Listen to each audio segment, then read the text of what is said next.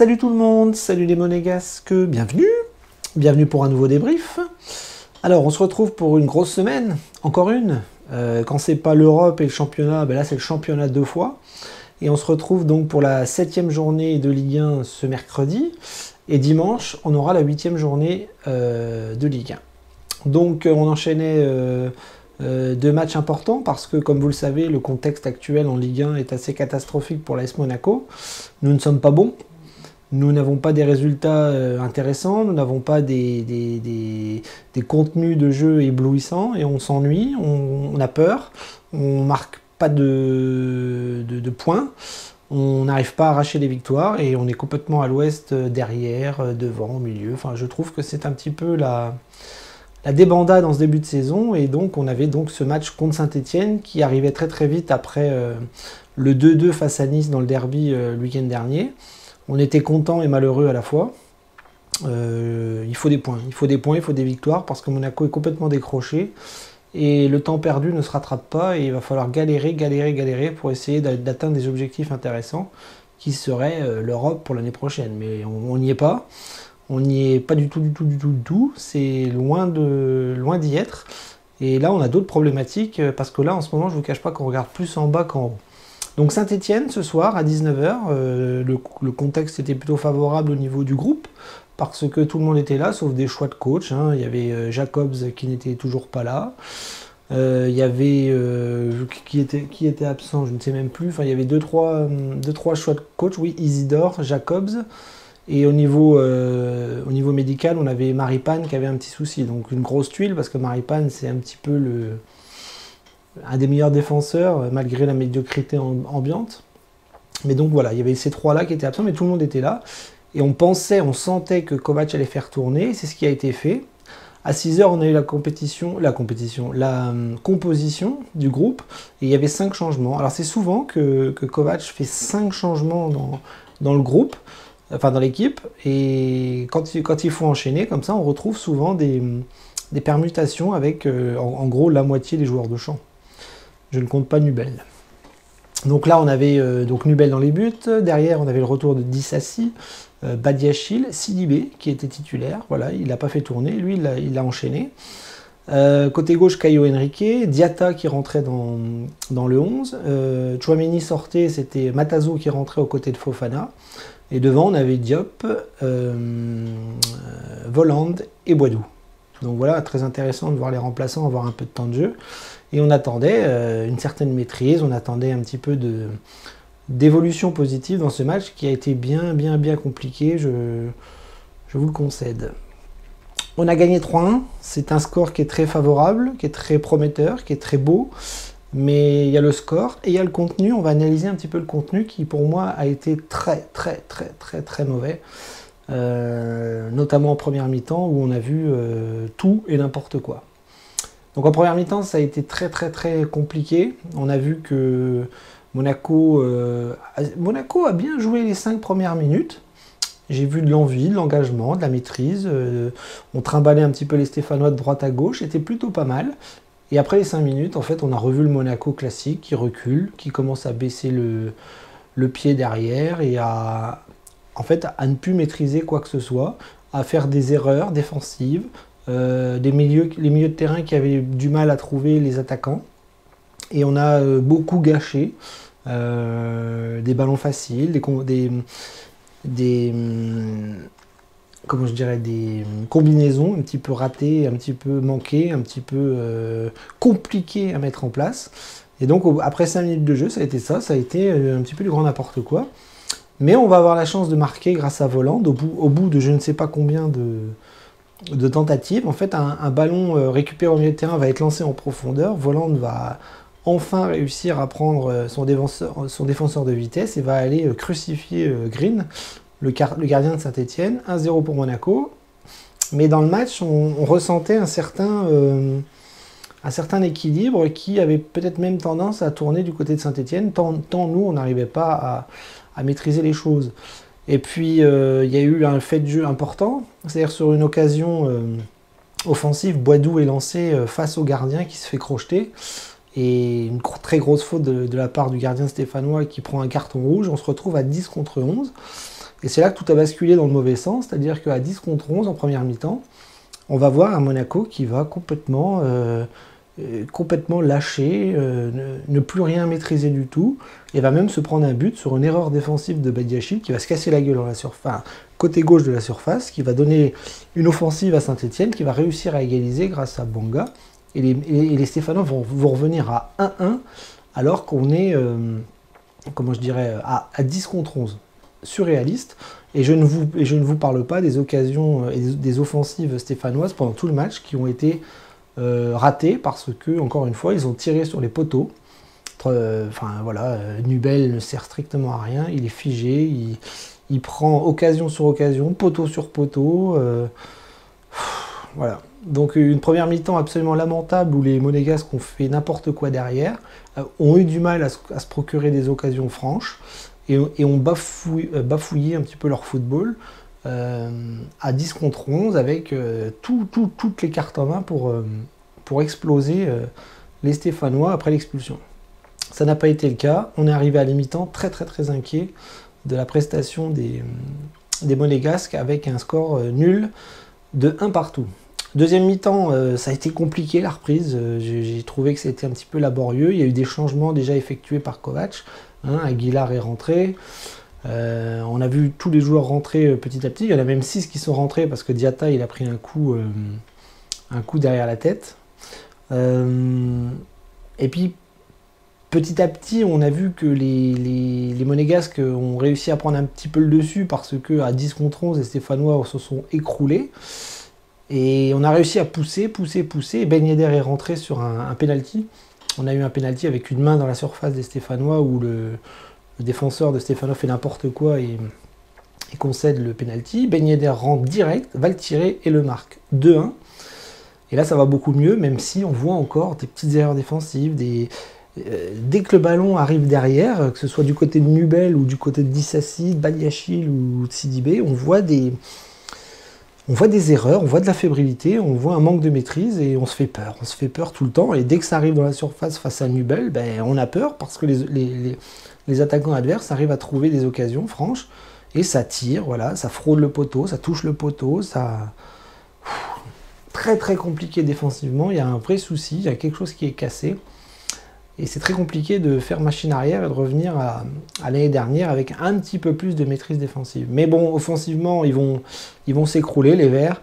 Et Ben Yedder va mettre un super but à la fin du match avec un super centre de volante, avec une belle reprise de volée qui crucifie le jeune gardien remplaçant de Saint-Etienne. 3-1. Le match est fini, mais on s'est fait vraiment très très très très peur. Et dans le contenu, c'est absolument pas satisfaisant. C'est même très très inquiet quand on pense à des matchs qui vont être face à des équipes beaucoup plus fortes et beaucoup plus costauds que nous, finalement.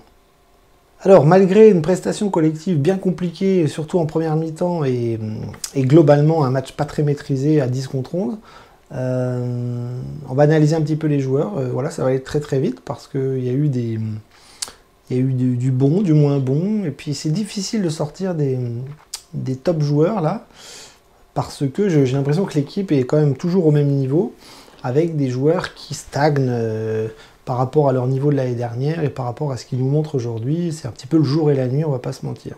Donc Nubel, on va faire vite, ça a été 0. On attend l'évolution. On dit beaucoup du côté des supporters qu'il faut attendre, il faut être patient, ça va venir, machin. Mais là, ça commence à faire pas mal de matchs qu'on voit Nubel, et c'est catastrophique. Toujours aussi catastrophique. Il prend poteau sur poteau, il prend occasion sur occasion, il plonge mal, il sort mal, il est attentiste, il bouge pas, il balle au pied, il est pas bon, il est aux fraises tout le temps. Vous avez l'impression qu'il est tout le temps aux fraises, on dirait que c'est un gardien qui a jamais joué au foot en fait. C'est bizarre, c'est très très bizarre. Donc moi je veux bien attendre, mais si on doit attendre une saison pour penser une petite évolution, ça va être un petit peu long. Et ça va foutre surtout la saison en l'air avec une AS Monaco avec des cages vides. Défensivement, c'est pareil, ça a été un petit peu compliqué. Il y a eu de la maîtrise par rapport au fait qu'on était en supériorité numérique, mais en première mi-temps, on a vu des petites erreurs, notamment Badiachil qui a fait n'importe quoi.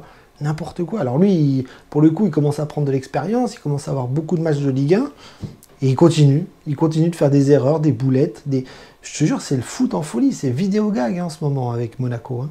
Franchement, depuis le début de saison, on donne des buts à l'adversaire, mais d'une façon absolument ridicule. Ridicule. Et encore ce soir, on l'a vu, Badiachil qui se casse la gueule dans la surface, qui laisse le ballon à l'adversaire, qui centre, et derrière, c'est but. Donc Nubel, aux fraises, Badiachil qui se casse la gueule, c'est bon, quoi, ça suffit. Ça suffit, putain. Elle est où la maîtrise? Elle est où la force collective, défensive et... Non, ben il n'y en a pas. Il n'y en a pas. Donc du coup, ça se répercute un petit peu sur les autres. Hein. Dissassi, qui est pas... qui est loin d'être bon, qui est loin d'être, comment je dirais, intouchable.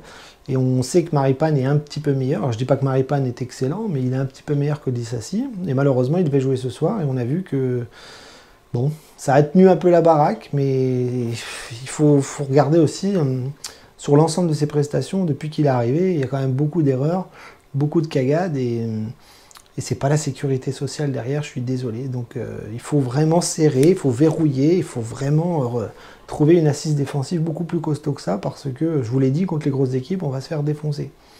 Dissassi un petit peu mieux, enfin, c'est toujours un petit peu le meilleur. Hein.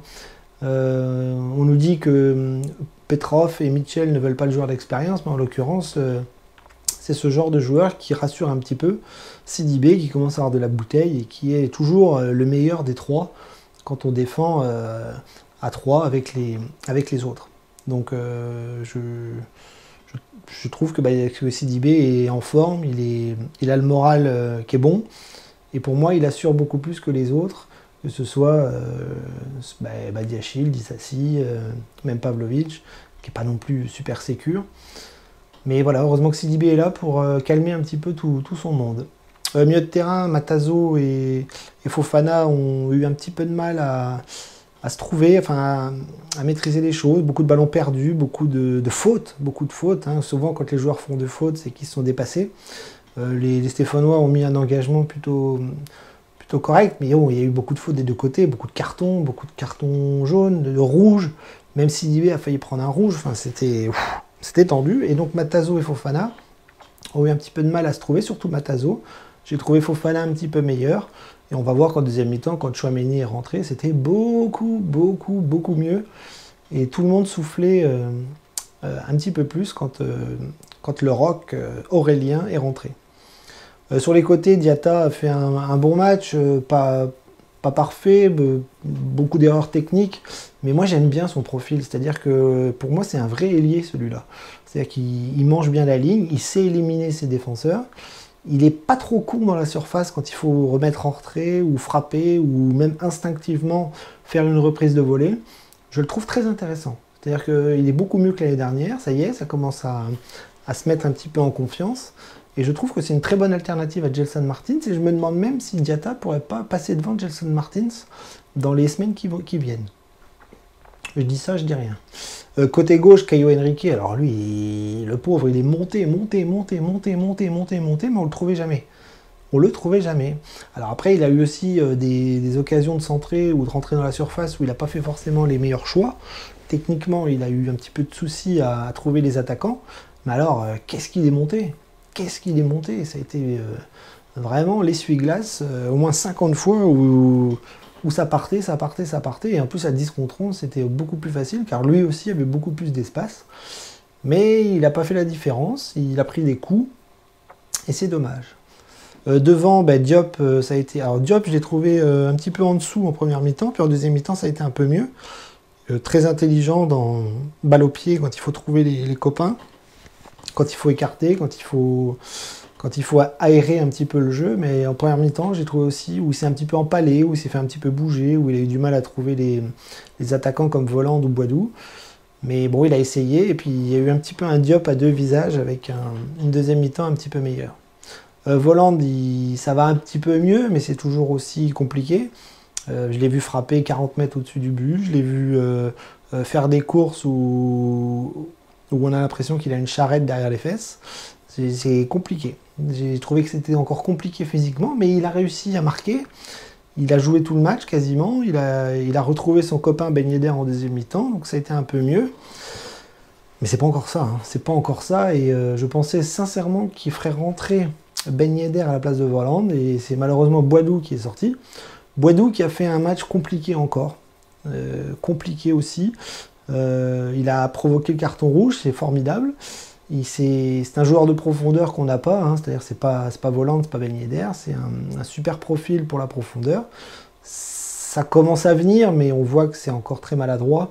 J'ai une image en première mi-temps où il fait un superbe appel dans l'axe et il reçoit le ballon dans les pieds, il s'en mêle les crayons, le ballon il passe au-dessus de lui, enfin, c'est n'importe quoi.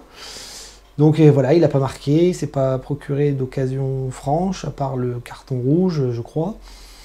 Et ça va venir, j'espère que ça va venir, parce que c'est un profil que j'aime bien, et j'aimerais bien que ça explose, et que ça commence à enfiler les perles, enfin enfiler les buts comme des perles. Les remplaçants, ben, à part Tchouaméni qui a amené beaucoup de stabilité au milieu de terrain, on a vu Aguilar, on a vu, on les a quasiment vus tous, hein, parce qu'il y en a 6 qui sont rentrés à cause de Diatta. Et donc on a vu Pavlovic, Aguilar, Jean-Lucas, Ben Yedder, voilà, qui a fait une très bonne rentrée parce qu'il met un doublé. Et puis voilà. Et puis je ne sais même plus qui est rentré. En tout cas, c'est Tchouaméni et Ben Yedder qui ont quand même pas mal assuré la victoire en fin de match. Voilà. Donc je vais m'arrêter là parce que j'ai un petit peu l'impression de tourner en rond. Mais on va dire que le bilan comptable est excellent. Voilà, on a gagné, on a mis 3 buts. Ça fait un petit peu de beurre dans les épinards, mais c'est pas fini parce que on est toujours pas très bien classé au classement. Et puis maintenant, il faut enchaîner, quoi. Il faut enchaîner dimanche, il faut les gagner à Clermont.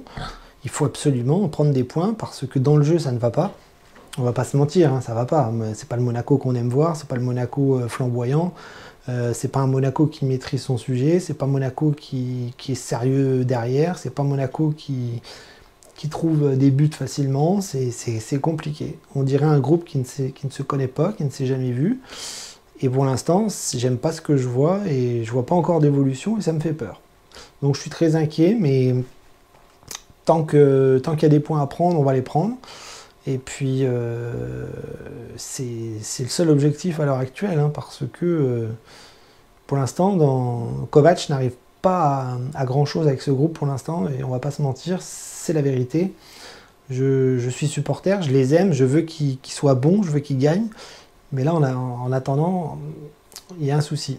Il y a quelque chose qui est cassé dans cette équipe, et on attend que les morceaux se recollent pour repartir de l'avant. Daguemonegou, à dimanche après-midi, en espérant une victoire contre Clermont, ce qui ferait une semaine à 6 points, ce qui serait formidable d'un point de vue comptable. Salut!